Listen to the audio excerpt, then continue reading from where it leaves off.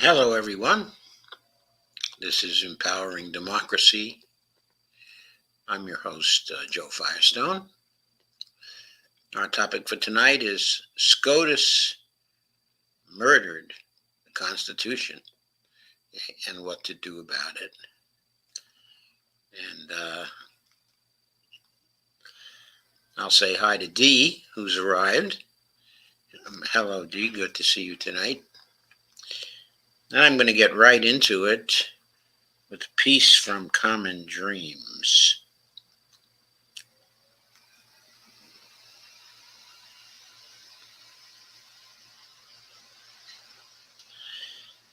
The title of this piece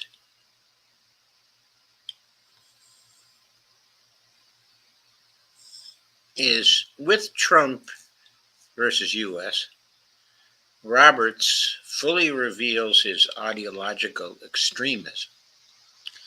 There's a picture of John Roberts, of course, with his glasses down on his nose. He's pictured in the Senate chamber there. Wonder what he's doing in the Senate chamber, but okay. Anyway, the subtitle is the tagline, I should say. The opinion proves beyond a reasonable doubt that we do, in fact, have Trump judges, and Roberts is the quintessential example. This piece is by Bill Blum, a well-known writer on legal matters and a lawyer himself, and it was originally published at Truthdig. The date on this is July 6th, 2024, which is today, of course. In November 2018, a public spat broke out between former President Donald Trump and Supreme Court Justice John Roberts. It began when District Court Judge John Tegar of San Francisco overturned the Trump administration's new restrictions on political asylum, leading the president to dismiss Tegar as an, quote, Obama judge, unquote. In response, Roberts issued a statement to the Associated Press declaring, quote, "We do not have Obama judges or Trump judges, Bush judges or Clinton judges. What we have is an extraordinary group of dedicated judges doing their level best to do equal right to those appearing before them. The independent judiciary is something we should all be thankful for," unquote. Determined to have the last word, Trump tweeted, quote, "Sorry, Chief Justice John Roberts, but you do indeed have, quote, Obama judges," unquote. And they have a much different point of view than the people who were charged with the safety of our country, unquote. The exchange with Trump bolstered Roberts' image as an institutionalist committed to the fair and impartial administration of justice. But that image was and always has been a chimera. Roberts' 6-3 majority opinion in Trump versus the United States, which accords Trump broad immunity from criminal prosecution for his, quote, official, unquote, acts as president, proves beyond a reasonable doubt that we do, in fact, have Trump judges. And Roberts is the quintessential example. Well, I kind of agree he's the quintessential example, but another quintessential example is Aileen Buchanan. She, of course, is the judge in the documents case against Trump, the classified documents case against Trump that Jack Smith, is prosecuting. And she is ridiculously quintessential Trump judge. There's no judge who is more Trumper than Aileen Cannon. Anyway, He is the leader of a reactionary judicial junta hell-bent on rolling back the Voting Rights Act, gutting reproductive freedom, dismantling the New Deal, and establishing an imperial presidency that is beyond legal accountability. The immediate effect of Roberts' ruling is that special counsel Jack Smith's election subversion indictment of Trump will be stripped of many of its most important allegations, and any trial on the indictment will be delayed until well after the November election.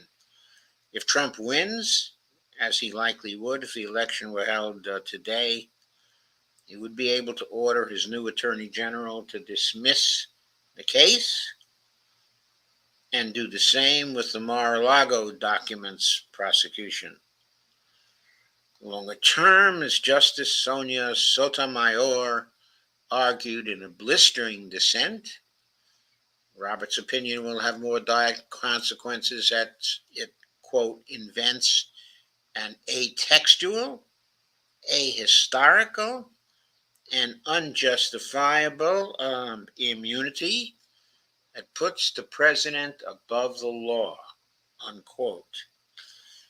The opinion is also, according to Boston University School of Law professor Jed Sugarman, a quote, constitutional embarrassment, incoherent, and hard to decipher, unquote. But this is the Supreme Court, and decipher it we must, says Bill Blum. Distilled to its essence, Roberts and his like-minded benchmates held that the separation of powers mandates immunity. Without presidential immunity, Roberts proclaimed, the executive branch would be unable to take the, quote, bold and unhesitating action, unquote, the country demands from its commander-in-chief for fear that his successor would target him for prosecution, turning the executive branch into one that, quote, cannibalizes itself, unquote, with every change of administration. This is a novel interpretation of the Constitution, which does not contain text providing for presidential immunity from criminal prosecution. By the way, there's another thing it does not contain text for, and that is judicial review, which is what was done in this case.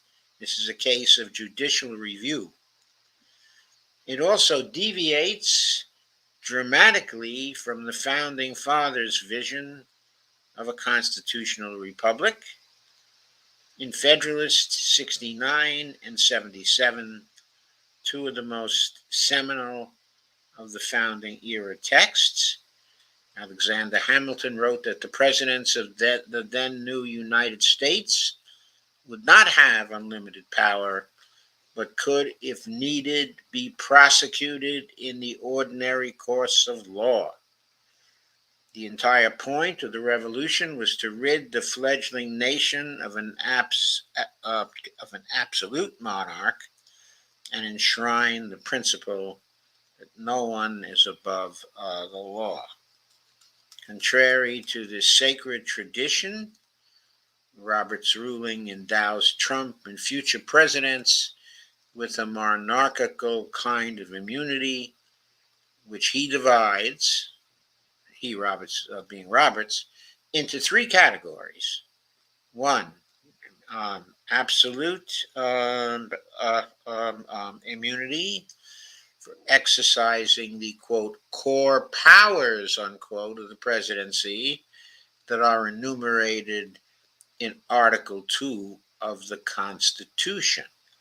These involve such matters as, in Roberts' words, quote, commanding the armed forces of the United States, granting reprieves and pardons for offenses against the United States, and appointing public ministers and consuls the justices of this court, and officers of the United States, unquote. Henceforth, actions taken pursuant to a core power can never be prosecuted. Why not? Because the president is absolutely immune, according to this decision from the Supreme Court. 2, presumptive immunity for official acts. Okay, and that means that while that immunity can be overcome, there is a presumptive burden on the part of prosecutors to show that the president is not entitled to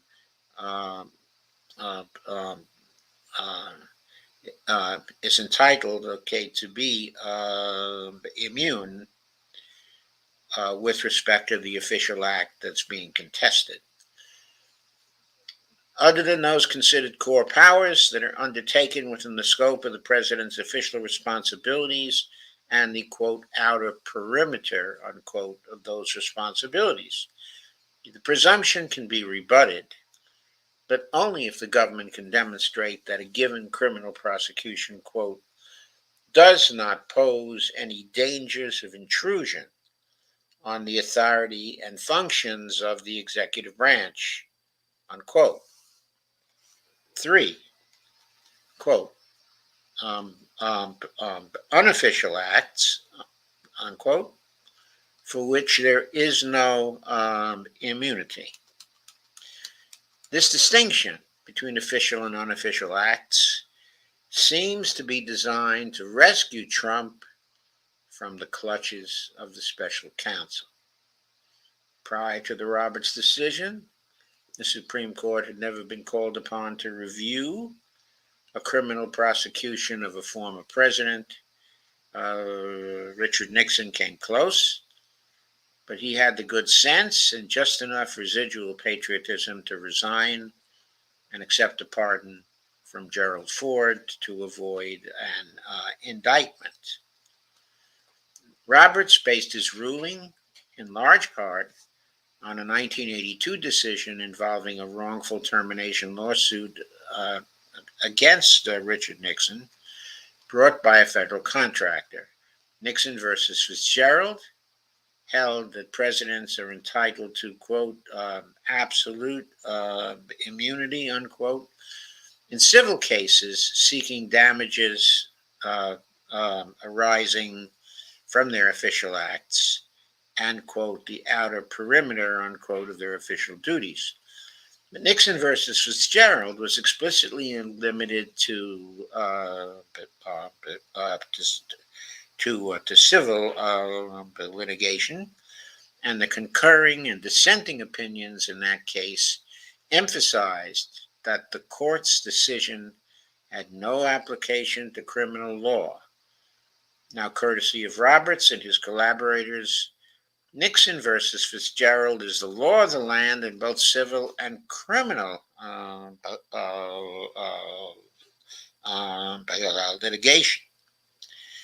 Apart from Roberts' lack of fidelity to constitutional text, history, and precedent, his opinion is conceptually sloppy, poorly organized, and incomplete. For example, Roberts concluded that Trump's discussions with his then acting Attorney General, members of the Department of Justice, about overturning the 2020 election were official acts entitled to immunity, but he declined to decide whether Trump's discussions with Vice President Mike Pence are similarly entitled to protection or unofficial conduct undertaken as a candidate for office. That task and the task of evaluating every other allegation set forth in Smith's 45-page indictment will be assigned to District Court Judge Tanya Chutkin when the case is sent back to her. Even with the clearest guidance from the Supreme Court, The assignment of separating the official acts contained in Smith's indictment from the unofficial ones would be time-consuming and daunting, but nowhere does Roberts offer a working definition of an unofficial act. Is it an unofficial act? Is an unofficial act one related to a political campaign, or one that is personal or private in nature, as Justice Amy Coney Barrett suggested in her concurring opinion? Although Roberts acknowledged that distinguishing the president's official actions from his unofficial actions can be difficult, unquote, the closest he came to a definition is a line describing an unofficial act as one that is, quote, manifestly or palpably beyond the president's authority. So this is important. Okay, if the president acts beyond his authority, and according to Roberts, that is, okay, an unofficial act. So let's say the president, okay, decides to legislate. He decides to issue a decree that changes the law as already stated by Congress. Okay, according to this statement by John Roberts, that would be, okay, an unofficial act. Going on, assuming that Chutkan can cut through the dense legalese of the majority opinion, she will also have to contend with the section of the ruling where Roberts holds that, quote, in dividing official from unofficial conduct, courts may not inquire into the president's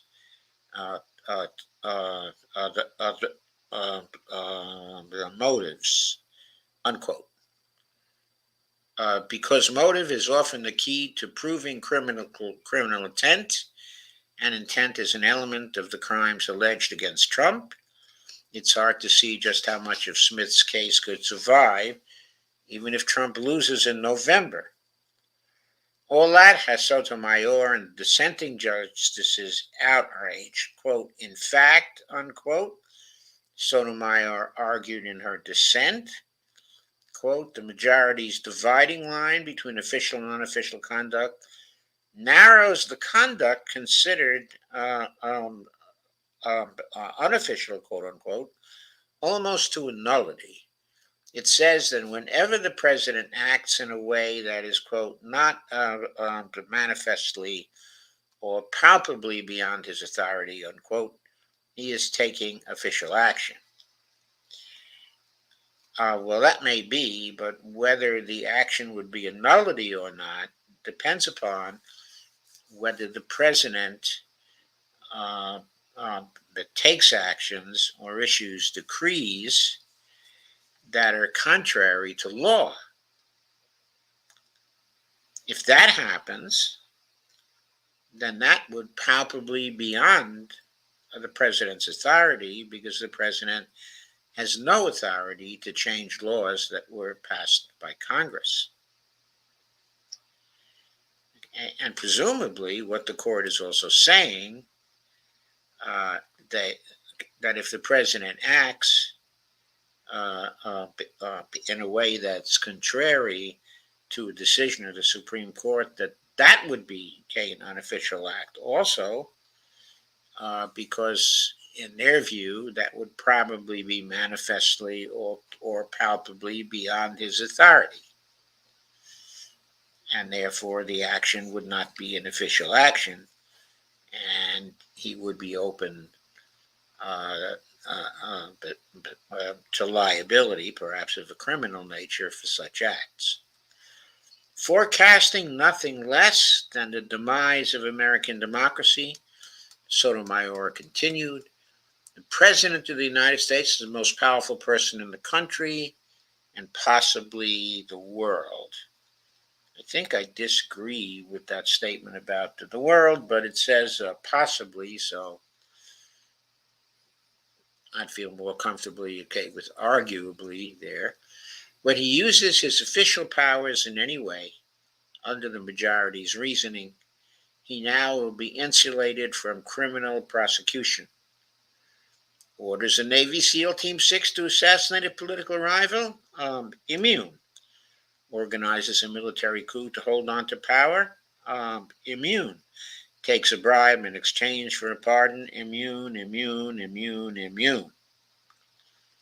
Unquote. As a Chief Justice, Roberts could have assigned any other concurring member of the court to draft the majority opinion. But Roberts chose to write the opinion himself rather than farm it out to Clarence Thomas or Samuel Alito, both of whom should have recused themselves due to the conduct of their wives as outspoken supporters of the MAGA movement, or to one of the three younger justices appointed by Trump, is a testament to Roberts' ego and a final and full revelation of his ideological extremism.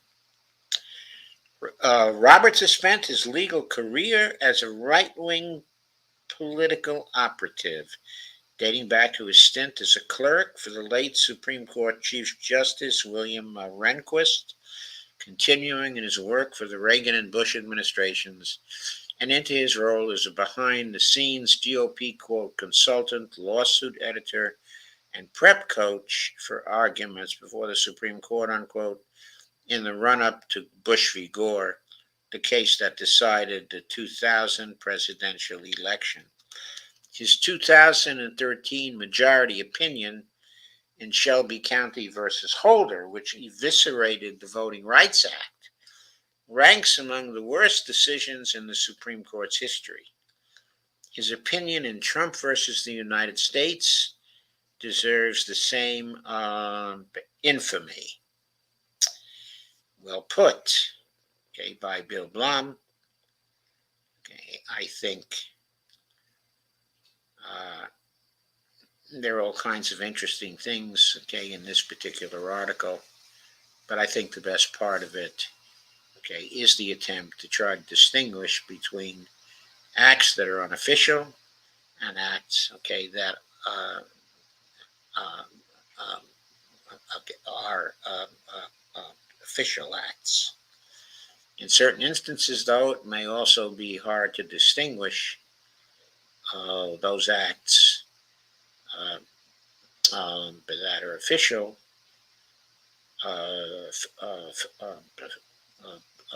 from those acts that are part of the core of presidential activity. And there's a different kind of immunity for that, of course. Okay, it's absolute immunity. So that's our first piece. It's important because it shows the extremism of what has been done here. Okay, it also emphasizes there's no basis in text for this. There's no basis in history for it. There's no basis in precedent for it.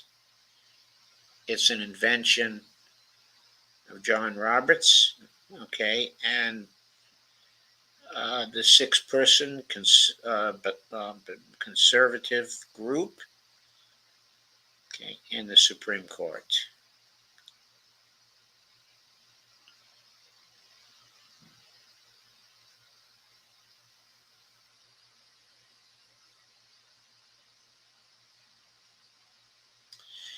It's good for us to go over again, okay, the justification. Distilled to its essence, Robert and his like-minded benchmates held that the separation of powers mandates immunity for the president. Now notice the founders did not think that. The founders did not think that. That's a matter of interpretation arising out of the judicial review power which was also inferred from the Constitution but has no textual basis in the Constitution. Going further, again, without presidential immunity, Roberts proclaimed, the executive branch would be unable to take the, quote, bold and unhesitating action the country demands from its commander-in-chief, for fear that his successor would target him for prosecution, turning the executive branch into one that, quote, cannibalizes itself with every change of administration. Now, we have a government that's been in place since 1789.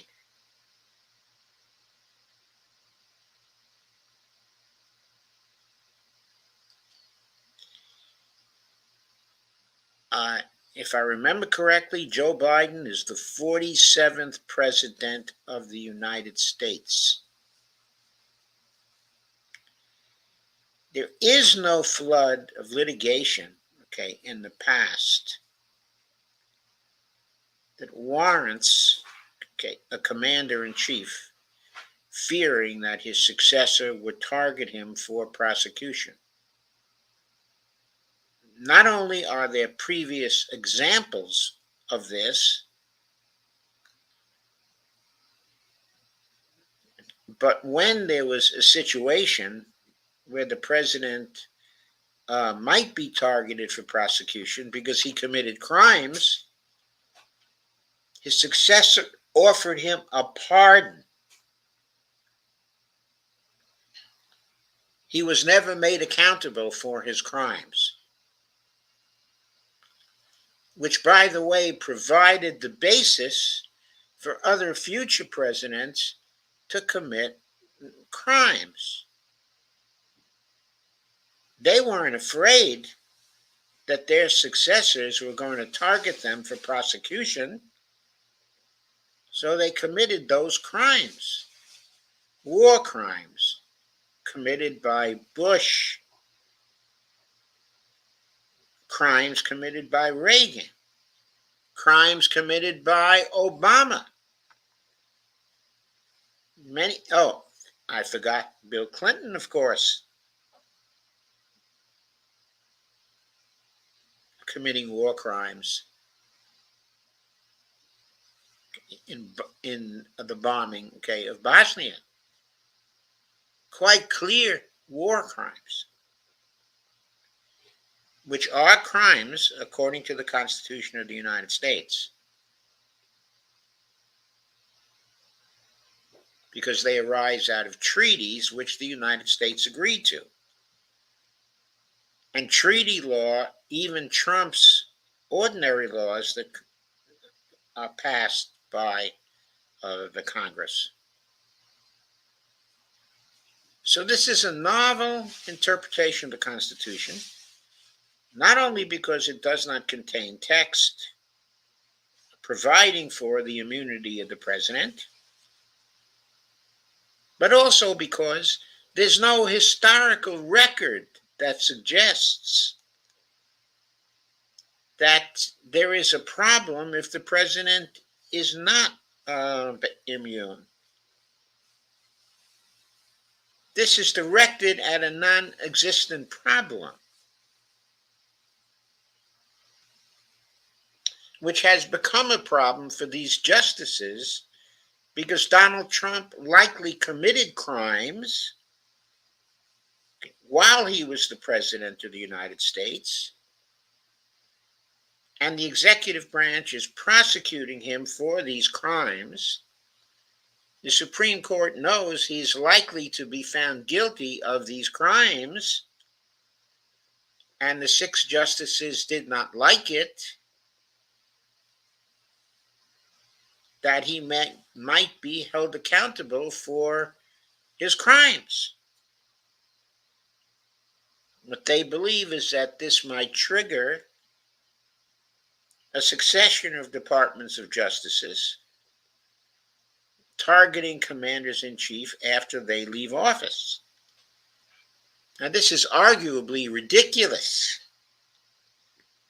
because there's no history of that kind of thing Instead, there's a history of never prosecuting chief executives or giving pardons to chief executives.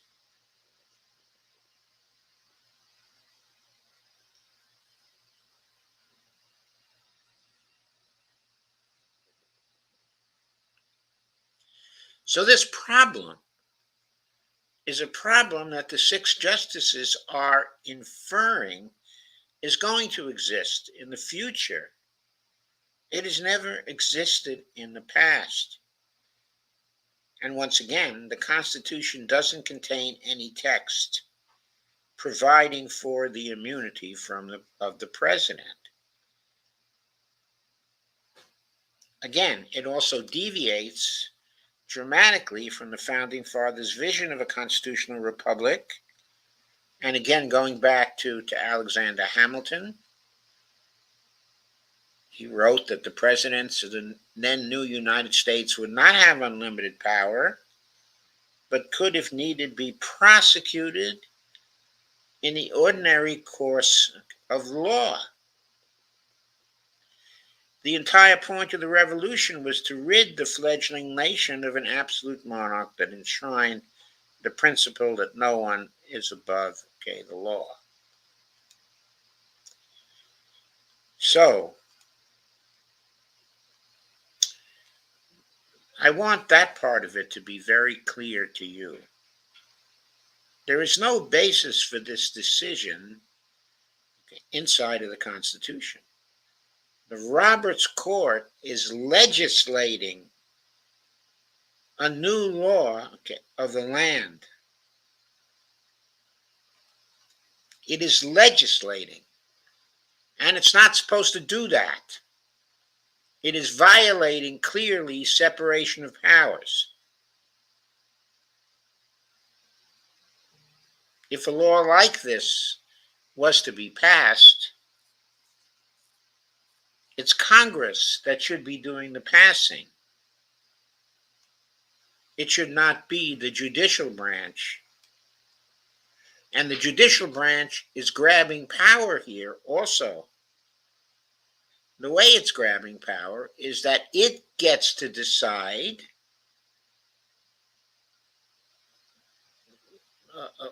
what's a core act. Admittedly, there's probably a textual basis for that, or at least it proceeds from some constitutional text. But no doubt there's going to be inference in relation to the textual interpretation of what a core act is.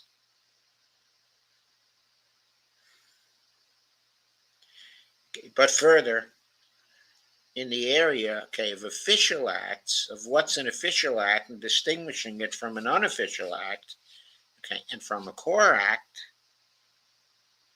given the relative lack of definition of that, that's certainly going to be a judgment call by the members of the judicial branch, giving them power that they did not have before.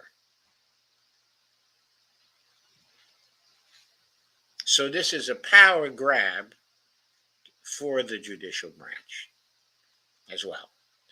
So I wanted to make those points clear in the analysis of this first article. Now let's move to the second article, which is the more important of the two, and it's where the title of this stream comes from. The title of the article, this is from the American Prospect. The Supreme Court has murdered the Constitution. Tagline is America's founding document is now an all but meaningless scrap of paper. Happy 4th. This is by Ryan Cooper. It was written on July 4th, or published anyway, July 4th, 2024. And here's a picture of the justices of the Supreme Court. This one is from years ago because I see Anthony Kennedy is there, but John Roberts is in the foreground, and Sonia Sotomayor is right behind his shoulder there. Chief Justice John Roberts is seen before the State of the Union address to a joint session of Congress at the Capitol. Well, this is dated March 7th, 2024. So I believe the justice there is Anthony Kennedy. I'm not sure what Anthony Kennedy is there, but I may be mistaken. Maybe that's not Anthony Kennedy, or maybe Anthony Kennedy was simply guesting. But of course, he's no longer a member of the Supreme Court, hasn't been for a very long time. That's why I thought that was an old picture. Constitutional fetish worship has been a feature of American politics from practically the moment it was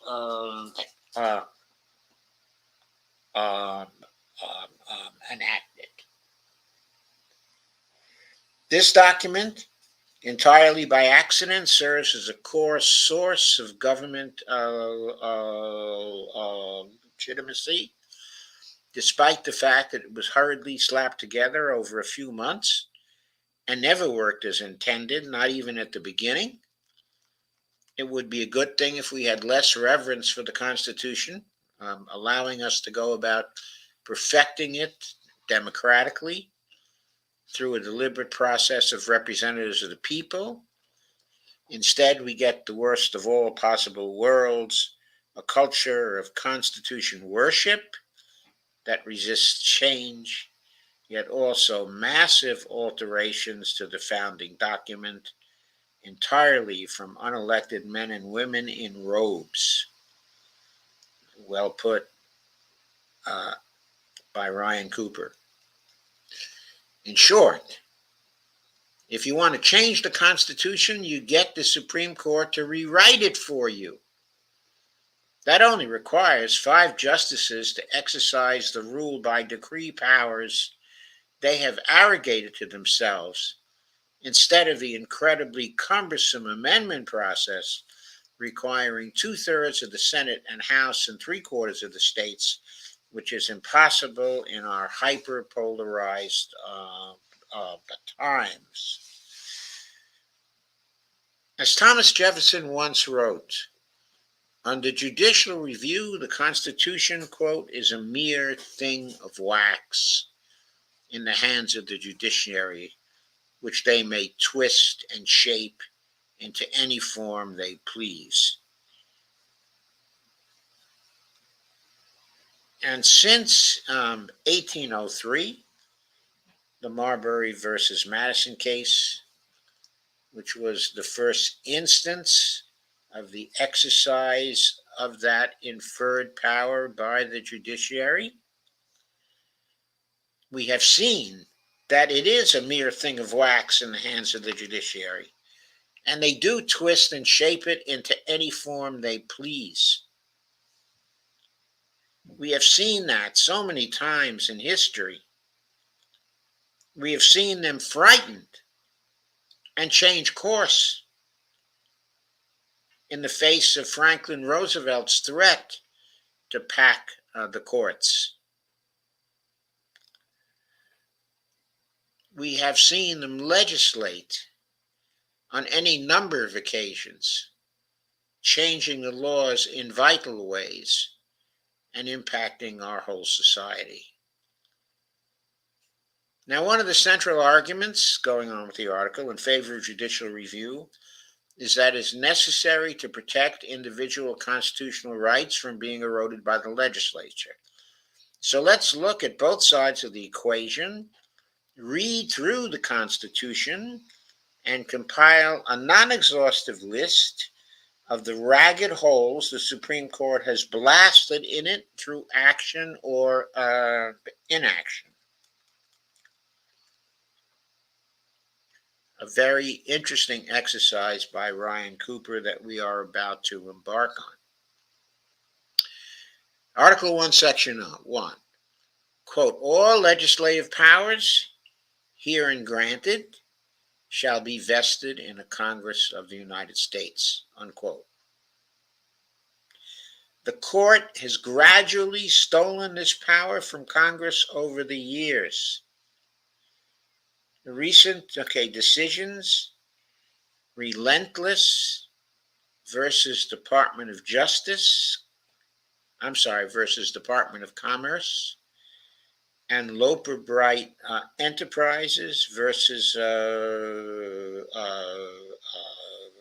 Raimondo, in which the court seized control of the entire administrative state, are just the capstone. And if you follow the link here, if you go to the article and follow the link, it lays out for you, the case that was decided June 28, 2024, Loper Bright Enterprises et al. Versus Raimondo, Secretary of Commerce et al. That is Gina Raimondo, who is the Secretary of Congress. So in the Loper Bright case, Supreme Court decided that what it did is it overturned a 40-year-old precedent set by the Supreme Court during the 1980s. In fact, I think it was actually a 1984 case where a doctrine called Chevron deference was advanced. The idea behind Chevron deference is that the courts, in ruling cases where the administrative rules of the Department of Commerce or any other departments are contested, in the law,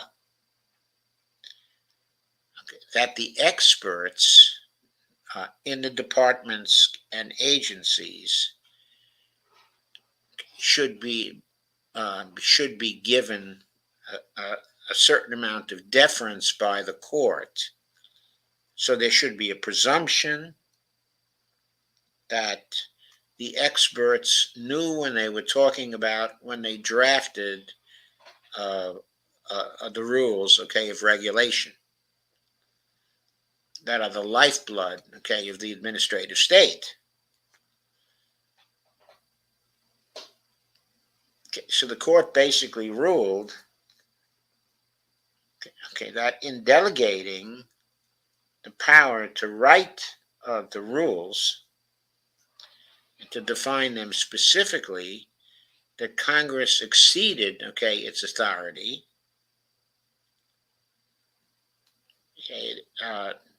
And basically that it was not up to the agencies to be writing the regulatory rules, but Congress had to do that itself. Now, of course, this decision destroys the administrative state, which has been so important in running the United States for a very long time. It puts a tremendous burden on Congress to anticipate specifically what the rules need to be under changing conditions, what the regulations need to be under changing conditions. This places a tremendous burden on Congress. And what it means, if it stands, if it goes forward, is that Congress is going to have to hire all kinds of technical experts and expand the bureaucracy inside of Congress, create a bureaucracy inside of Congress to draft the regulatory rules, because the people in Congress itself won't have the expertise to draft rules, in the areas, of regulation, because that requires such a specific knowledge of those areas. Furthermore, to see whether those rules as drafted are correct, then the Supreme Court is going to get involved itself. And right now, this decision doesn't make clear that the judiciary would be able to impose its own technical knowledge on the experts, which would now be located not inside of the executive branch, but inside of Congress.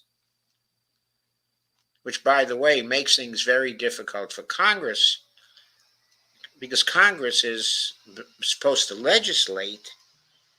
It's not supposed to be performing functions that until now have been thought to be executive branch functions, the writing of the specific rules. This is very damaging. In Article 1, Section 2, I'm going on with the analysis of Ryan Cooper. The House of Representatives shall be composed of members chosen every second year by the people of the states. In Alexander versus South Carolina State Conference of the NAACP, the court has signed off on egregious gerrymandering.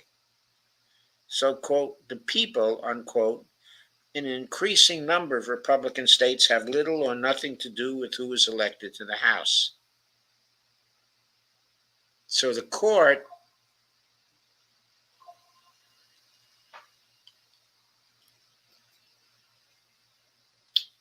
has ripped up that part of the Constitution that says the House of Representatives shall be comprised of members chosen every second year by the people of the several states. The gerrymandering ensures that it won't be the people in any fair distribution that will be choosing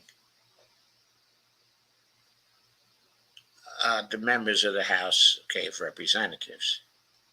It will be some subsection of the people, which is determined by the distributions of the state legislatures. Article 1, Section 3, the last paragraph in this section makes clear, and we're still in the legislative section of the Constitution here. We're still, in the area where powers are being removed from the legislatures by decisions of the courts. The last paragraph in this section makes clear that the formal punishment for impeachment is only removal from office and prohibition from holding office again, but also that, quote, the party convicted shall nevertheless be liable and subject to indictment, trial, judgment, and punishment according to law, unquote. This language obviously takes for granted that presidents can be prosecuted for criminal acts, which the Roberts Court has recently forbidden. So the Roberts Court has just propounded a doctrine squarely in conflict with the text of the Constitution, based on an inference of its own about a problem that has yet to manifest itself in any serious way for the purpose of protecting a particular chief executive that these judges seem to favor, 3 of whom were nominated to the Supreme Court by that very chief executive. 3 of the 6.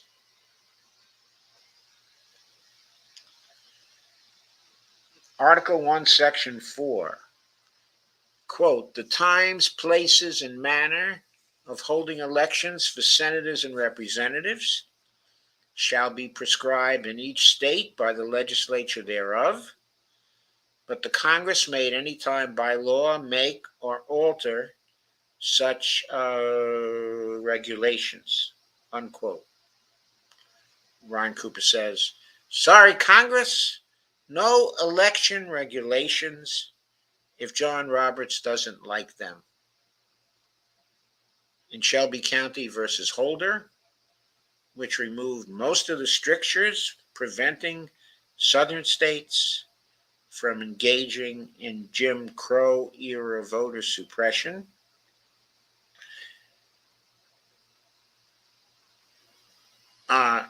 in that situation, Roberts didn't even bother to cite the Constitution. He just removed most of the strictures preventing the southern states from engaging in Jim Crow era voter suppression. Now, that was in relation to the Voting Rights Act. It was an act passed by the legislature, determined long ago to be constitutional, and the Supreme Court just removed most of the strictures, changing the act in such a way that it destroys the guts of it and is no longer effective in preventing southern states and others from engaging in Jim Crow era voter suppression. Except this is no longer the Jim Crow era, it's just the modern Jim Crow era. And Roberts didn't even bother to cite the Constitution. Afterwards, of course, Southern Republicans immediately started disenfranchising minorities once more. Let's move now to Article 1, Section 7. Notice all these moves by the Supreme Court are removing powers from Congress. Article 1, Section 7. This grants the House the famous power of the purse, stipulating that, quote, all bills for raising revenue shall originate in the House of Representatives, unquote. Except not anymore, at least if you're Donald Trump, in which case the Roberts Court will kindly let you steal $6 billion from the military, that is from the military budget, to build random sections of a border wall. Okay, I think you remember that when Trump decided to take $6 billion of defense money and use it to build, a border wall, the funds for which had not been appropriated by the Congress. So that contravened the stipulation that all bills for raising revenue shall originate in the House of Representatives. So the Supreme Court, the Roberts Court, not too long ago, allowed the President Donald Trump, to rip up that part of the Constitution. Article 1, Section 8, this enumerates Congress's power that once again are now possessed by the judiciary. The legislature can now make rules if and only if they don't run afoul of the court's political views.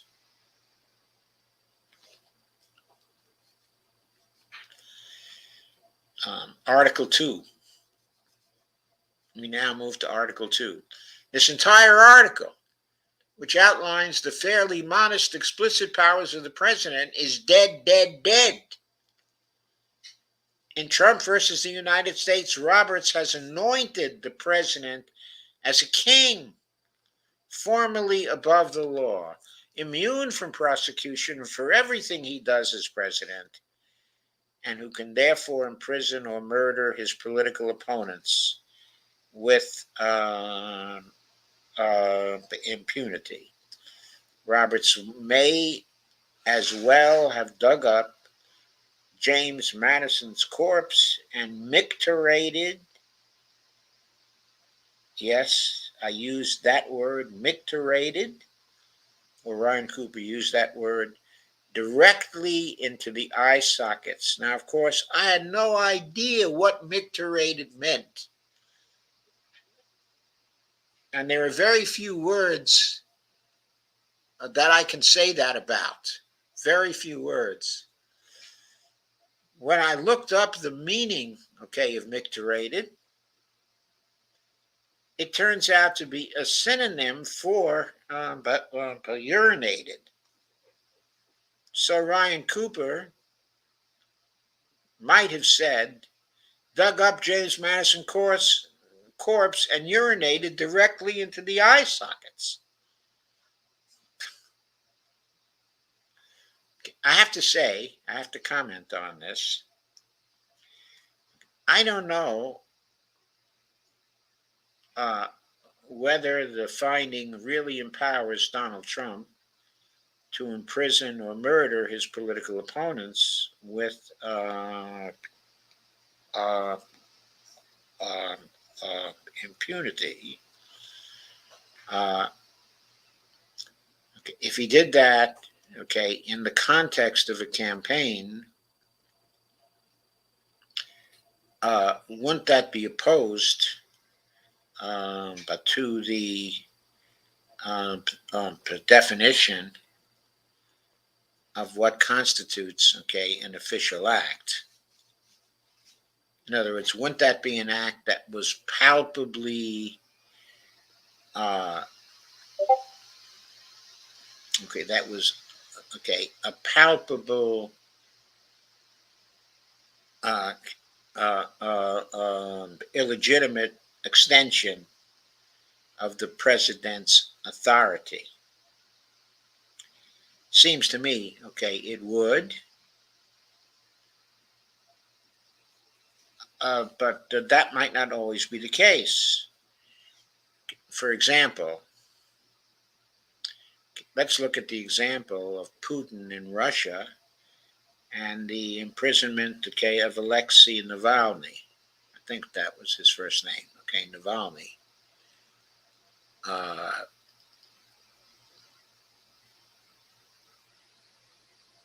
Okay, Putin was able to have Navalny, okay, imprisoned. And why was he able to do that?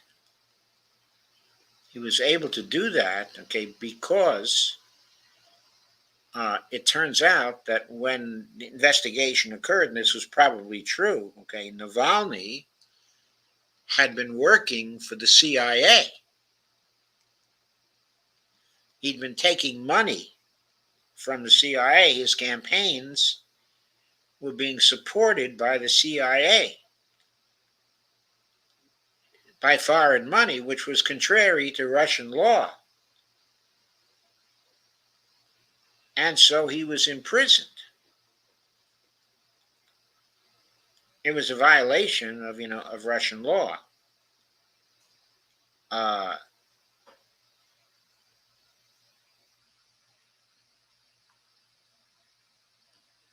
it doesn't seem like, okay, in that case, uh, that there was any kind of violation of the authority of Putin, okay, to do this. In fact, he himself did not personally do this. He did not, just issue a decree to put his opponent in jail. They went through a regular legal process. Okay, but let's say in this country that the president found that his political opponents were taking money from foreign governments. Would the president then have a greater right than he has now to charge his opponents, okay, with violating U.S. law? I mean, I think U.S. campaign law now says that people running for office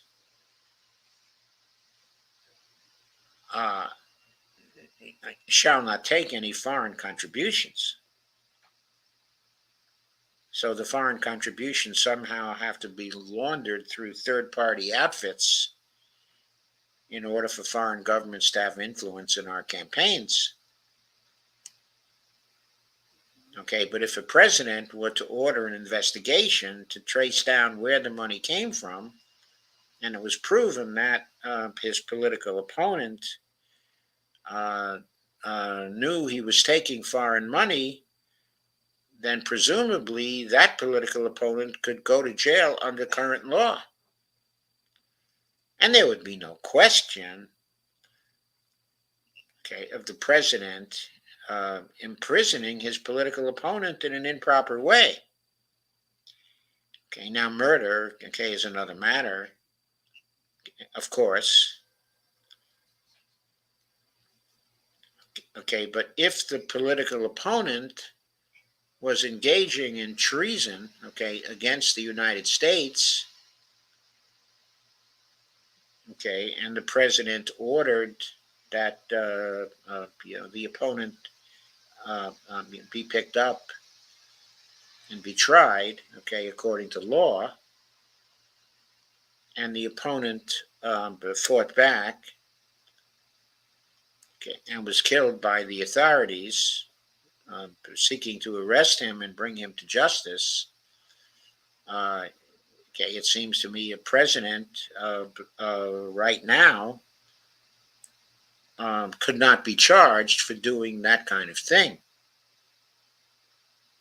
Okay, now you can say, of course, and you will say, and many will say, okay, that if Joe Biden, okay, went around and had, all his opponents, okay, investigated, to see if they were committing treason, and he was doing that in bad faith, and there was never any treason involved, and it was just a matter of getting rid of his political opponents, okay, in this way.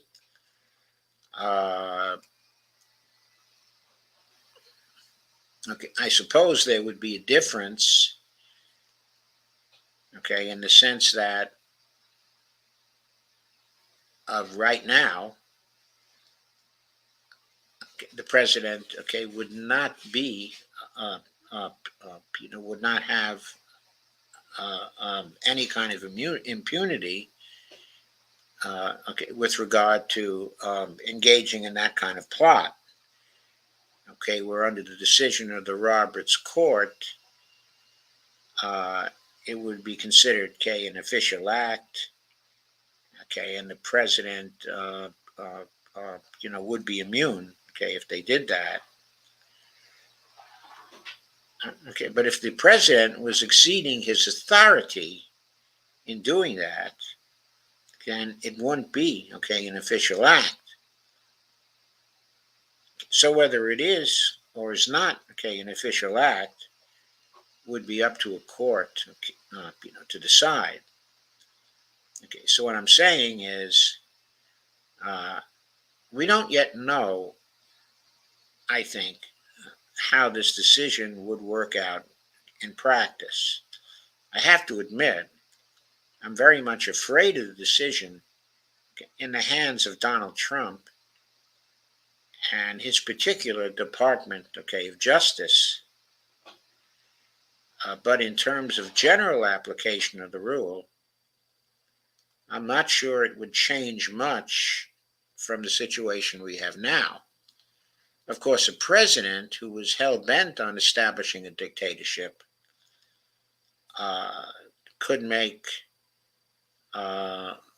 legal actions against such a president very, very, very difficult to pursue successfully. And I think that's really the point here. It makes it much easier, okay, for a president to do illegal things, but to the opponents, okay, of the president. Still, I think the visual that Roberts may as well have dug up James Madison's corpse and micturated directly into the eye sockets is it's very effective as a visual. Going on. That said, it's still worth emphasizing that the court has also deleted both of the Constitution's anti-bribery clauses, okay, for the president. I think this is very serious. To me, it's always been very serious that the president was not prosecuted from day one under the emoluments clause of the Constitution. Article 1, Section 1 says the president, quote, shall not receive within that period any other emolument from the United States, okay, or any of them. Well, Article 2, Section 9 says that no one holding federal office can, quote, accept of any present emolument, office, or title of any kind whatever from any king, prince, or foreign state.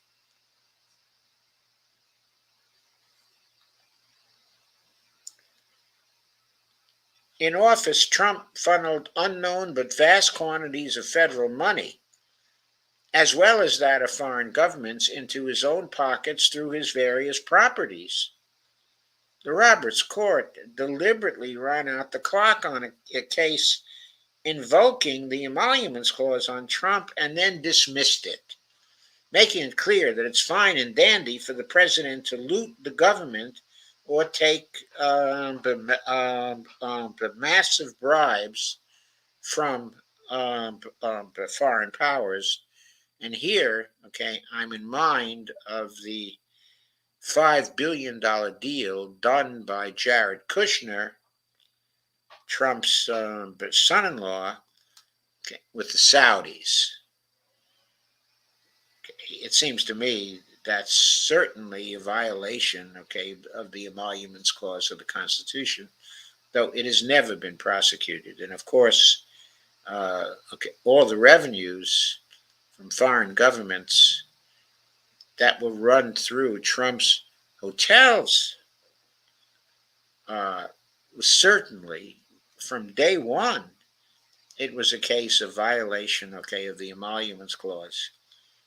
And someone tried to sue under it. They got a judicial runaround, and the clock was run out, okay, on the case, and then it was dismissed. As Ryan says, making it clear that it's fine and dandy for the president to loot the government or take massive bribes from foreign powers. Here's Article 3 of the Constitution. This, of course, has been shredded by the judiciary since 1803. It's worth noting there is no explicit mention of judicial review in the Constitution anywhere. It's a power that the court arrogated to itself in 1803. Through the years, there was dispute over this power. It was not immediately accepted, but from the period, the post-Civil War period, up through the 1900s, it was increasingly accepted that the Supreme Court was the branch of government with the sole power to interpret, okay, the Constitution, okay, and to review the constitutionality of acts of other parts of the government. Okay, whereas the other parts of the government were not empowered to review the constitutionality of acts of the Supreme Court. A huge power, no explicit mention of judicial review in the Constitution anywhere. Article 4, Section 4, this says that the, quote, United States shall guarantee to every state in this union a republican form of government, unquote. But again, the court has not only stood aside as Republicans set up flagrantly rigged authoritarian state election systems, but also helped them out.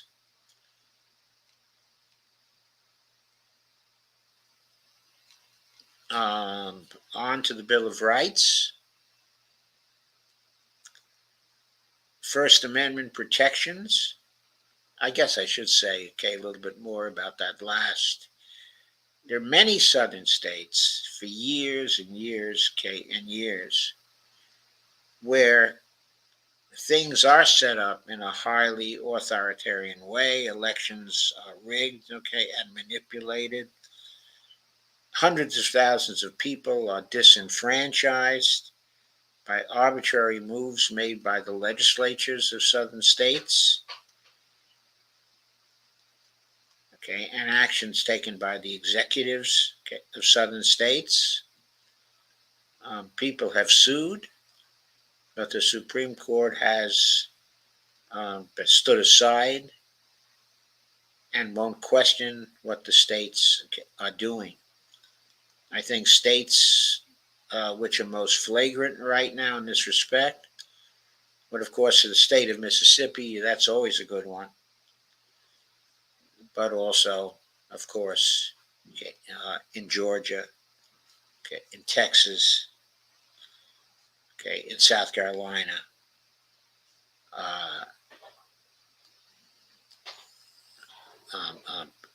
in Alabama, in other southern states. The election systems are, as Ryan says, flagrantly rigged. Flagrantly rigged. The Supreme Court's supposed to stop that when called upon, because the Constitution in Article 4, Section 4 guarantees that every state shall have a Republican form of government. That means free and fair, elections. It means rigged elections, are simply illegal. The court should be stopping them, but the court is ignoring the letter of the law. On to the Bill of Rights. First Amendment protections for freedom of worship, speech, and the press are under an all-out assault from right-wing state legislatures. The, quote, 10 Commandments, unquote, not the actual ones, incidentally, are being set up on government property across several states. Bigoted restraints on the speech rights of teachers and professors have swept the country. The state of Mississippi is persecuting reporters for uncovering flagrant welfare fraud on the part of the state Republican regime. The court is doing nothing about any of this. And the Second Amendment is not so much dead as much as metastasized in the Roberts Court petri dish, cancer-like, into a sweeping grant of gun rights, and every one of the founding fathers would have regarded with slack-jawed horror. It obviously does not protect, and was not intended to protect, an individual right to own as many fully automatic weapons as you like in preparation for your upcoming workplace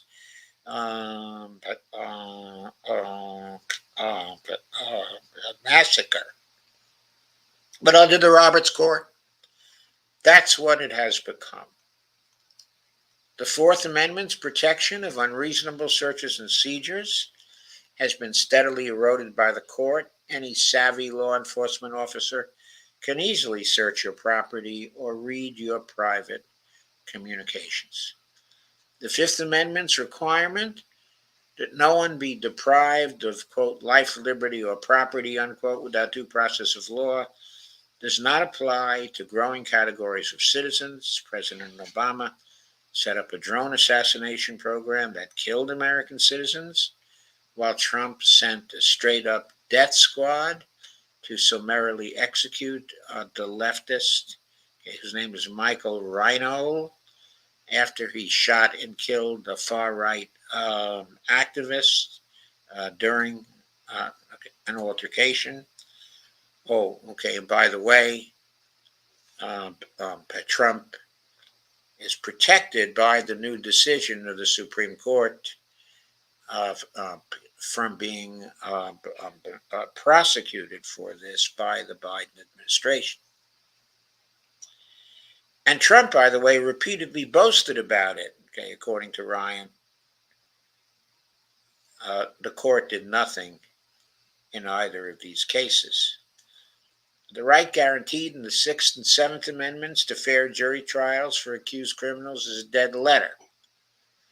More than 95% of criminal cases end in a plea bargain. The Eighth Amendment against cruel and unusual punishment is a dead letter too, especially if you happen to be homeless. Right-wing states can torture people to death with the blessing of the court. And there are links to those claims in order to document them. The 14th Amendment is mostly toast. As to Section 1, states are abridging the, quote, privileges and immunities of citizens right and left. Due process protections are increasingly abridged, and numerous groups, from transgender people to pregnant women and others, are suffering explicit legal discrimination without so much as a peep from the court. Section 2, which requires that states which disenfranchise their citizens lose representation in the House, has never been enforced. The Roberts Court recently deleted Section 3, which forbids traitors and rebels from serving in the government.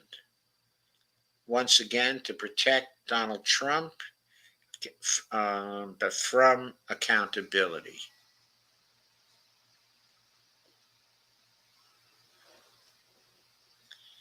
Recently deleted Section 3. Yes, that was the Colorado case. Okay, if you recall, okay, when Colorado tried to forbid Trump from running for re-election in that state, the Roberts Court simply deleted Section 3 of the 14th Amendment and said that states have no right, okay, to do that, that could only be done by the Congress itself, which of course conveniently had a Republican-controlled House, so it would never be done. The 15th Amendment's prohibition against disenfranchising people based on race is gone. Not only will the court happily allow GOP states to gerrymander their black citizens into permanent electoral irrelevance, as noted above, the court also prohibits Congress from doing anything about it. I could go on, but the point is made. The total abolition of Article 2 is certainly the worst thing the Roberts Court has done by a wide margin. It is the worst Supreme Court decision since Plessy versus Ferguson. Okay, Article 2, again, is the article that gives the legislative power to the Congress, and only the Congress. Since Plessy versus Ferguson, or perhaps even Dred Scott versus Stanford, which, by the way, was a decision of the Supreme Court that triggered the march to the Civil War. The intention, obviously, is to pave the way for a Trump dictatorship, like some enabling act passed before Hitler actually took power, but it's in keeping with the thrust of Roberts' jurisprudence since the moment he was confirmed. It all calls to mind Alexander Hamilton's famous argument in Federalist Paper number 78, that that the judiciary will always be the least dangerous to the political rights of the Constitution because it will be least in a capacity to annoy or injure them, unquote, in that it controls neither the military nor the budget. The, quote, general liberty of the people can never be endangered from that quarter, unquote, he concluded. Standing hip deep in the shreds of constitutional rights that John Roberts and his corrupt, illegitimate cronies have torn up, we can conclude that Hamilton was utterly, completely wrong. But he was right that the court only has power insofar as Congress and the president agree they do. Perhaps it's time to reconsider that state of affairs. And well, I'm not going to read it. That link. Oh, I should have shared this piece, shouldn't I? I forgot to share it. Sorry about that. Maybe I forgot to share the first one too, for all I know. But let me then put up this at least, even though we're finished with it. Okay, just so you can see it. The Supreme Court has murdered the Constitution. Okay, the link right at the end of the article says perhaps it's time to reconsider that state of affairs. That is a link to another article, an older article by Ryan Cooper. I'm not going to go through that here. I don't have time for one thing. It's already 10:22. But, okay, I didn't want to show you the article.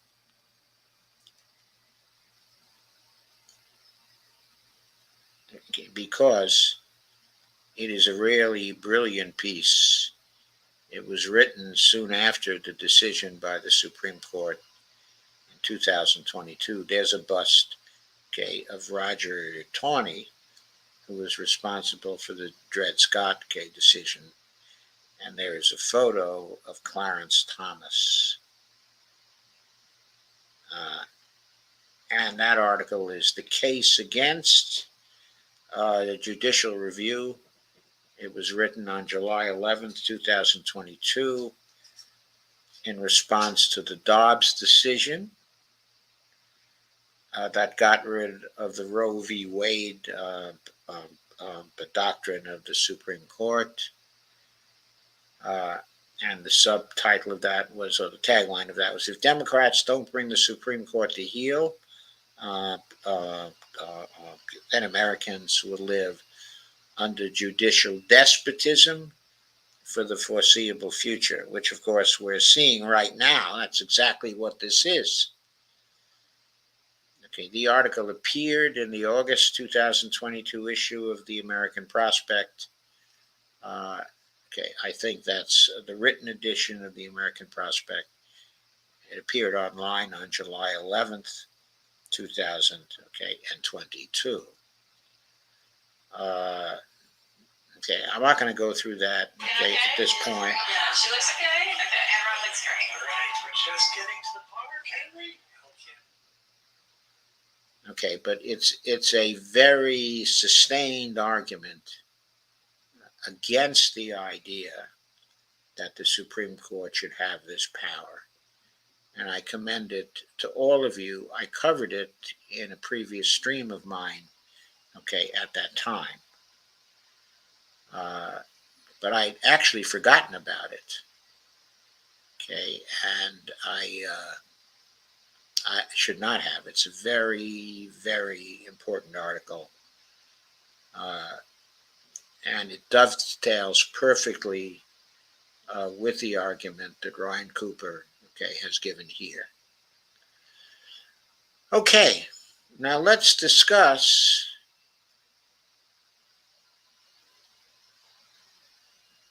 okay, let me stop sharing this.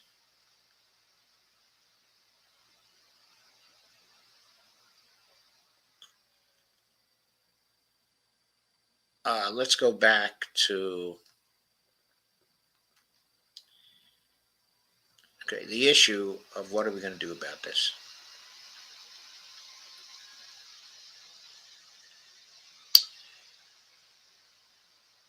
I've been working for some days now with the idea of how Joe Biden can use this decision of the Supreme Court, can use it against both the Supreme Court, and Donald Trump, in order to see to it that Donald Trump is not elected president of the United States. That's particularly urgent in face of this decision by the Supreme Court, of course.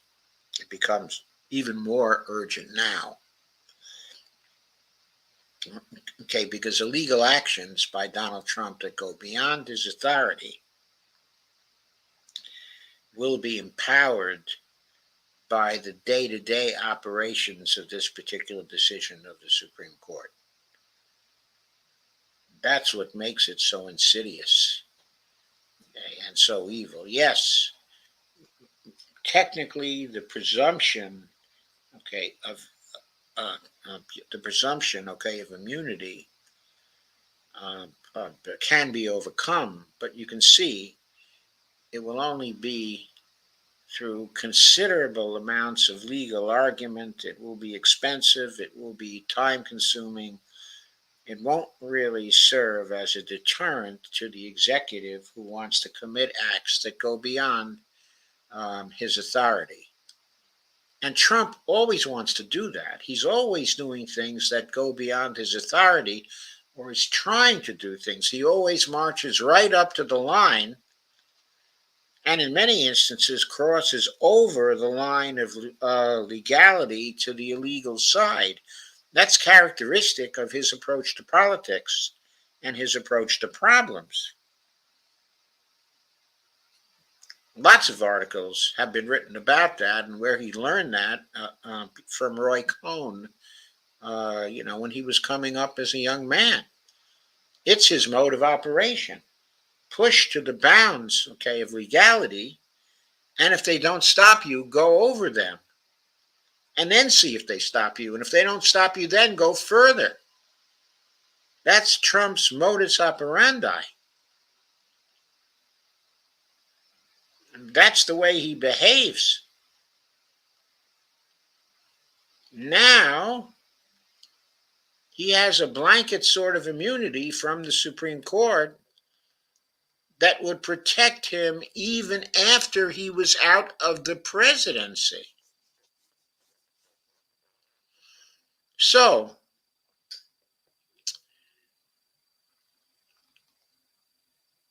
I've been thinking about the idea of how the current president can use this decision of the Supreme Court, of course, to bring home to the Supreme Court how terrible a decision this is, but also concretely to stop the Trump campaign and bias the election, against it. Now, I don't want Biden to bias, the election toward himself. I think that Biden is incapable of being the chief executive for another 4 years. He ought to recognize that. He ought to count himself out right now of the campaign, and then devote the rest of his time in office to stopping Trump.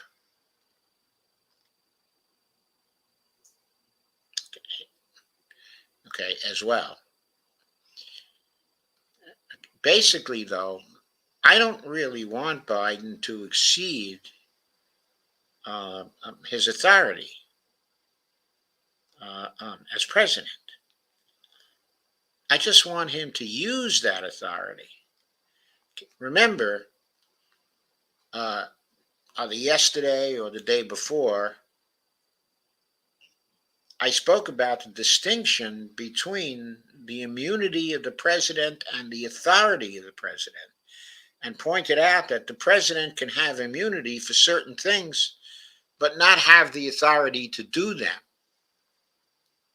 For example, the president, in his official acts can attempt, to legislate, and that, of course, would exceed his authority. And under the new decision from the Supreme Court, he couldn't be prosecuted for doing that, but he still would be exceeding his authority, and his underlings would be perfectly within their rights not to accept his decrees and his orders, not to collaborate with him, in doing illegal things which exceed his authority. And since all of them take an oath to uphold the Constitution of the United States, all the officers of the United States do, they would have an obligation not to recognize his orders when he exceeds his authority. That's an obligation of all the office holders of the United States. So I don't want Biden to exceed his authority. But what I want him to do is to use his authority, use his full authority, which as a president, he has not been doing. He has not been using the full authority of the presidency. He's been shy about it. He talks about respecting norms. He talked about respecting the parliamentarian, when that had nothing to do with doing what was right in getting the minimum wage in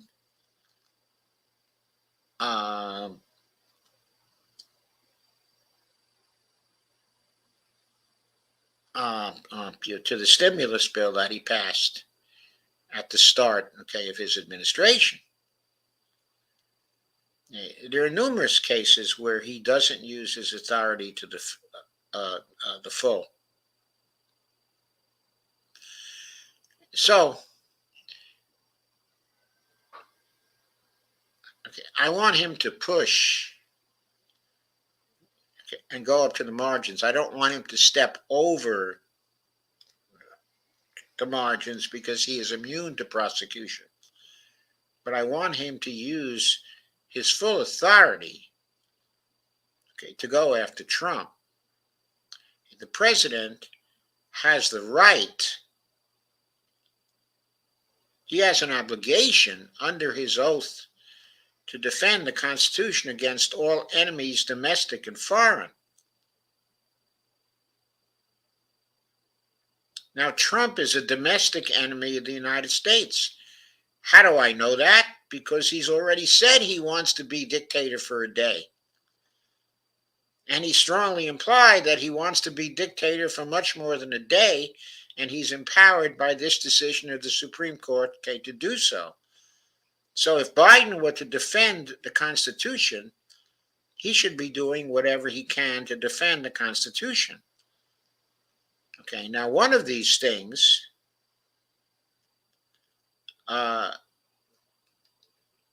should be to indict Trump again for other crimes that he's committed since he left office. He should meet with the Department of Justice to try to develop a case. And I think that the Department of Justice, the FBI, should go forward, arrest Trump,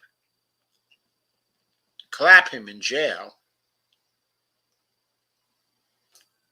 when the case is going on. I think they should do everything they can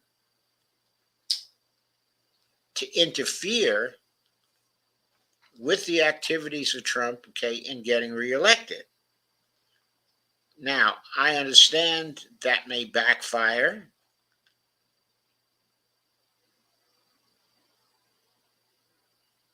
Okay, but the basic point here is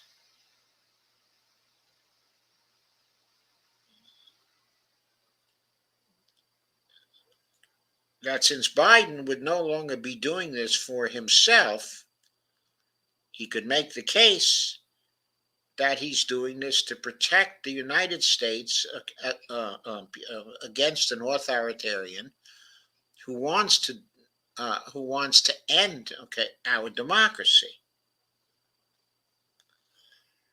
Well, I also think that Biden and the Department of Justice could make a case against the Supreme Court justices who enacted this particular decision of the Supreme Court, because they have attacked a basic presumption of the Constitution that no man and no president is above the law. They have created something out of whole cloth that never existed in the Constitution. Now, they claim the authority to do that, but the president is in a position to say they've exceeded by their authority, and in doing so, they've created a great danger to the integrity of the government of the United States and to the integrity of the Constitution. And accordingly, he's going to charge them with trying to overthrow the government of the United States. He should try to use the Smith Act against them and put them in jail. I don't think that would be exceeding his authority. I think that would be an official act. And I think it would bring home to them the dangers of their doctrine, because according to their decision, he could not be prosecuted. I know this would all be totally unprecedented, but I think it's legal and within his authority, and that he has justifications for it. I think if we did that, it would create, of course, a terrible uproar. Lots of people would go into the streets on both sides, both in defense of what he's done, okay, and also in opposition to what he's done. It would certainly heat up the situation,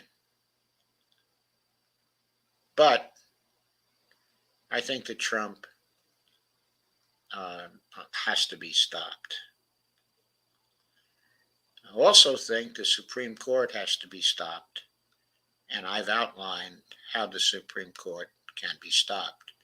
First of all, it requires that we, the people, elect a non-Republican Congress. I'm very careful about that, because it doesn't require that we elect a Congress full of Democrats. It requires that we elect a Congress and a Senate full of people, okay, who are opposed to the various decisions of the Supreme Court we have just gone over, including, of course, also the Dobbs decision of 2022, which was another outrageous decision, totally unsupported by precedents of the United States. I mean, you had outrageous citation of 16th and 17th century law, okay, by Sam Alito, from primitive, okay, misogynists in support of his decision overturning the Roe v. Wade, decision. That was just so outrageous and subjected women across the country to all kinds, of dangers. Anyway, the ideas I stated there was that there'd be a wholehearted attempt to pass laws between January 3rd and January 20th that would be readied for Biden's signatures on January 20th, negating all the decisions of the Supreme Court that were outlined by Ryan Cooper and also the Dobbs decision.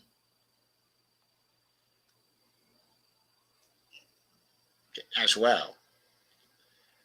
And that the exceptions clause of Article 3, Section 2 be included in all of the legislation, so the Supreme Court would be prohibited from reviewing the legislation. In addition, now, if this were done and all those laws were signed, then regardless of who is the president, including Donald Trump, on January 20th,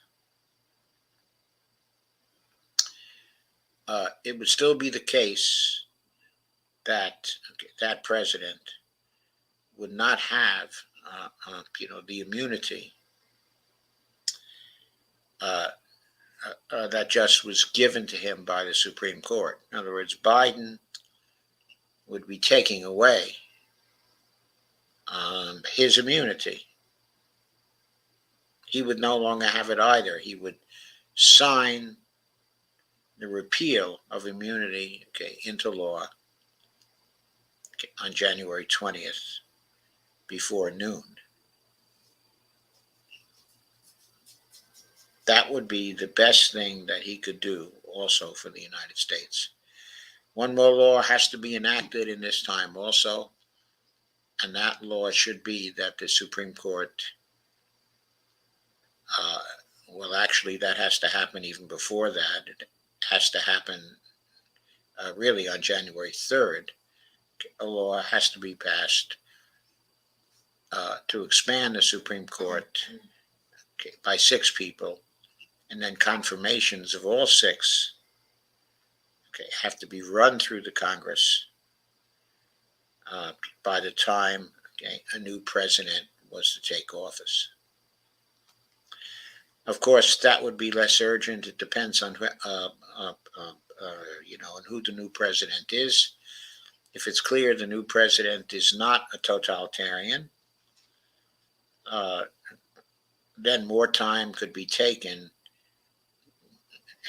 in passing a law expanding the Supreme Court by 6 people. But that would have to be done in order to end this tyranny, of the Supreme Court. So those are the things that I would like to see done. I want to make it clear, once again, that I don't want Joe Biden as the president until January 20th. I don't want to see him exceed his authority, in any respect. But I also want to point out, that also the immunity granted to him, means that in cases where others think that he has exceeded his authority, he would still have, the immunity from prosecution that was granted, to them. And even when he repeals that, it would be very difficult to prosecute him further, because the Supreme Court, would be changed. So that's what I have to say for tonight. I'm going to go over your comments now. Steve Wolfbrand was here and says, hi, Doc and everybody. Thank you, Steve, for coming. April says, hi, Dee and Joepedia. I may be no good tonight. I'm having lightheadedness. April says, before I forget, did you see the Ritter segment where he said money has to be taken out of politics to stop the agency? I did, and I was pleased to see that. I was pleased to see Scott express the idea, okay, that money was the root of all of this stuff, okay, and that was to blame uh, for all of our problems in foreign policy that we currently, okay, are having. Brandy says hello. April says, so Joe, who can counter this travesty, of immunity? Okay, it's the legislature. They can pass one bill. If you have the kind of legislature I've called for on January 3rd, they can pass one bill with the exceptions clause in it to overturn the immunity decision of the Supreme Court. All I have to do, okay, is say that the Constitution contains no such immunity for the chief executive officer, okay, of the United States. Okay, that the Congress recognizes no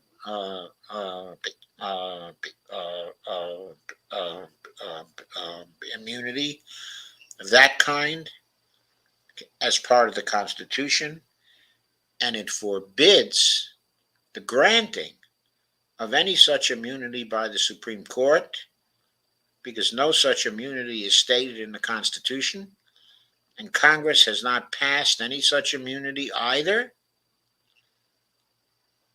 and the Supreme Court has no authority to grant that kind of immunity to the President of the United States. And also, the Supreme Court is forbidden from judicially reviewing this bill. That can be done very quickly. I said it could be done on January 3rd. It can be done on January 3rd, but it probably shouldn't be signed into law until January 20th,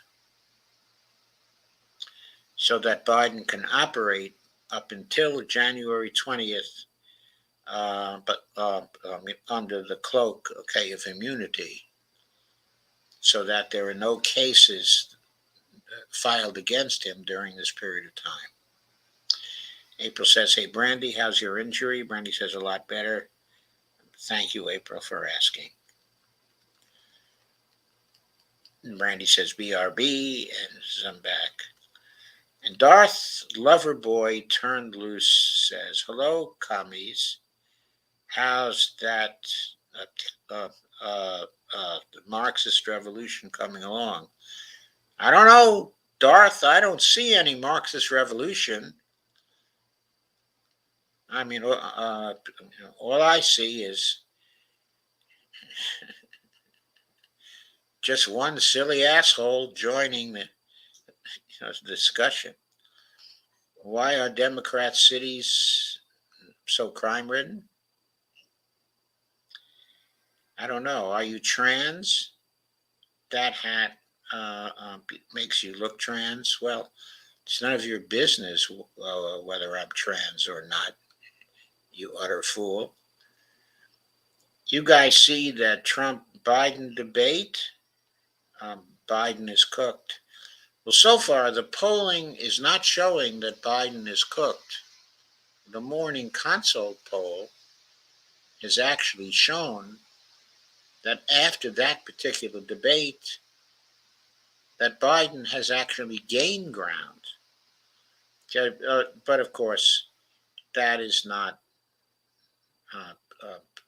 a problem for me.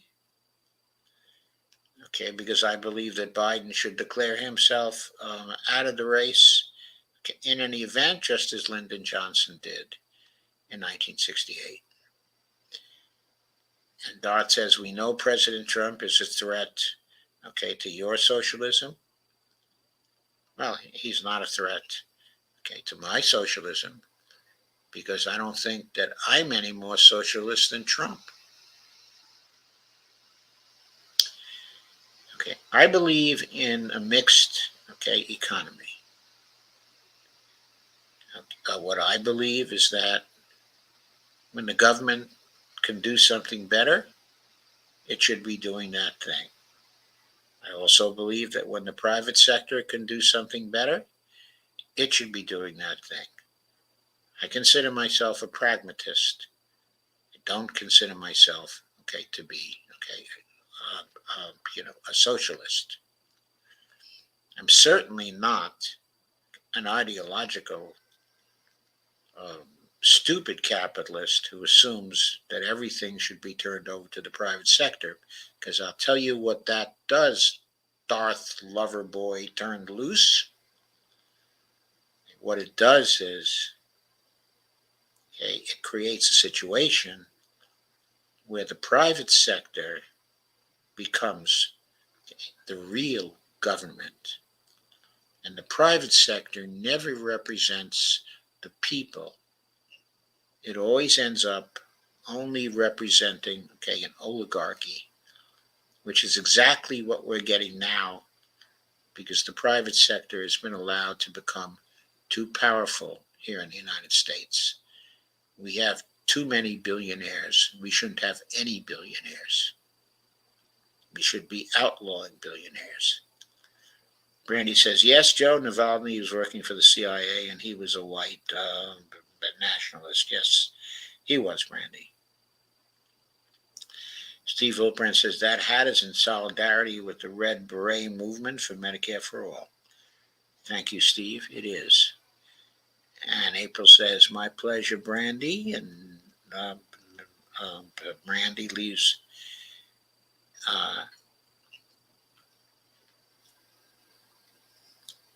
she leaves a message of some kind, okay, an icon, but I can't see it from this interface.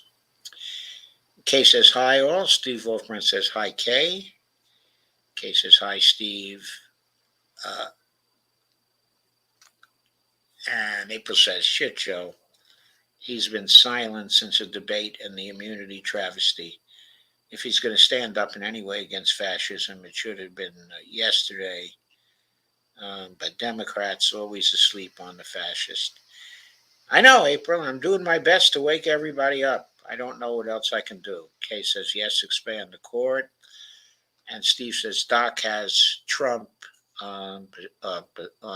derangement syndrome.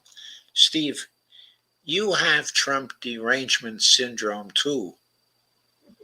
The only difference is that the direction of your Trump derangement syndrome, okay, is to insist that Trump is not a danger to democracy. And that, my friend Steve, is ridiculous. He palpably is a danger to democracy. He's a self-confessed danger to democracy. The words coming out of his mouth convict him as a danger to democracy. So why aren't you as much against him as I am? You don't have to be for Biden, okay, to be against Trump. I mean, you can be for Jill Stein and be squarely against Trump. Okay? And you can be for Claudia de la Cruz or Cornel West and be against Trump.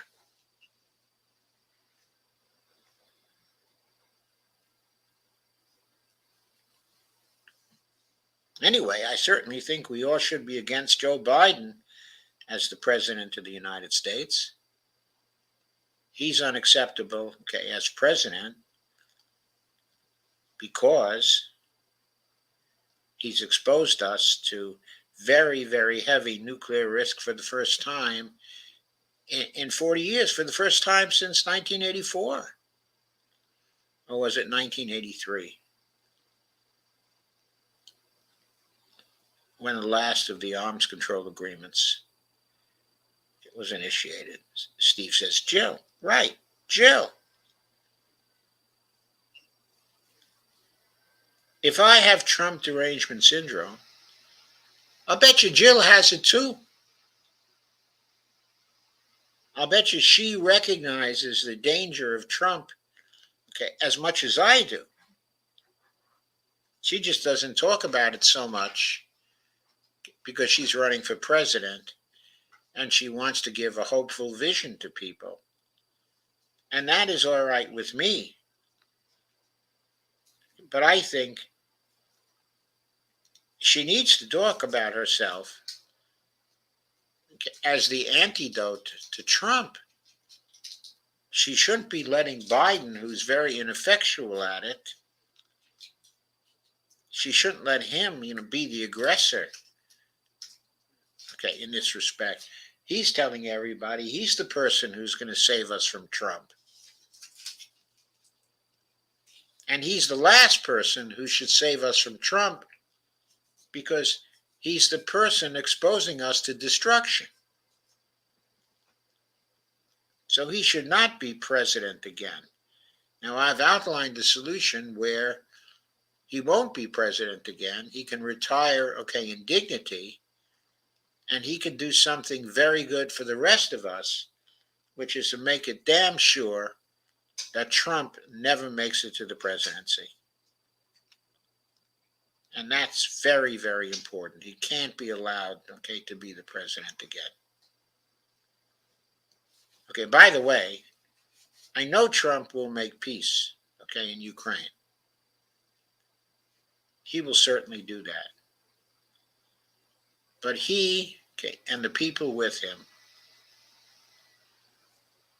are crazy when it comes to the Middle East and crazy when it comes to China.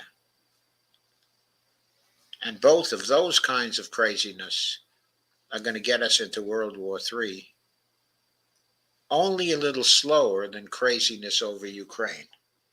Yes, the biggest threat right now is probably Ukraine. But the conflicts in Western Asia and the conflicts in the Far East can get us real close to very, very fast. And we can't afford to have any of those conflicts. We have to get rid of them. So, I think that's it for tonight. So remember, SCOTUS murdered the Constitution, and I've outlined what to do about it. I'll be talking more about what to do about it in days to come as my thinking gets more sophisticated, about what to do about it. After a while, I'm sure it'll get very technical because I'm inclined to do that. So I won't be coming back again until Tuesday night, but I will be back on Tuesday night, at 9 o'clock. And unless something strange happens, I expect to have one of my shows dealing with change in the international system on Tuesday. There are lots of things happening there too, which I'll be going over. So good night, everybody. Have a wonderful Sunday, and Monday, and I will see you again, on Tuesday. Thank you all for coming. This was not as well attended as some of my previous streams were, but it was still fairly well attended, and I thank you all for coming. Oh, and please do either buy me a coffee or visit my Patreon account. Both of those things would be very much appreciated, or either of those things would be very much appreciated, as well. Thank you again, and good night.